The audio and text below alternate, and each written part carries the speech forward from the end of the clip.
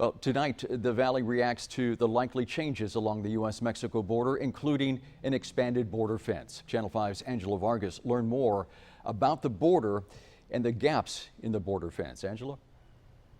The border is neither steel or concrete. It's ranchers, businesses, and families. It's tradition. We spoke to people living along our border fence. Tonight, they are facing an uncertain future. The border fence stretches across the state of Texas. Sometimes large gaps live in between. Homeowners there are on the front lines and sometimes the first witnesses to illegal activity.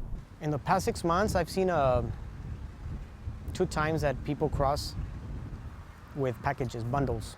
It's 15, 14-year-olds, about 6, 7 kids at a time. It was just another workday for Benjamin Cisneros. He was digging a hole for a piñata post for his children. For when we have little parties and gatherings. When the teenagers crossed the border fence gap, he recognized these kids were not from the neighborhood. Well, they were running without a shirt, first of all. It was not a small bag to where it was clothing. You're talking about big packages like that, you know, wrapped in cardboard with some like bungee cords around it, and they're carrying it. So, you know, it's drugs, you know. I grew up in this area, yeah. He says these gaps cause more illegal activity on the U.S. side in certain areas. I don't think the fence is helping at all. The Rio Grande border fence ends in the city of Penitas. This leaves large gaps from here to El Paso. One of the cities that sits right on the Rio Grande is Roma. When I first started living here, it looked like over there. The brush was like up to here, then I began to clean here. There's times they come. Guard dogs protect Jose Loeta's home. The dogs are positioned around his property. His backyard is the Rio Grande. You can hear problems on the other side of the river, shootings and all. But it's calm around here. There hasn't been armed people crossing into our land like in other cases I've heard. We haven't seen that. Loeta is more worried about a fence going through his property. It might take up from my land, and I can go to the river without any worry. It's calm. Maybe adding a fence will mark our limits and leave us confined.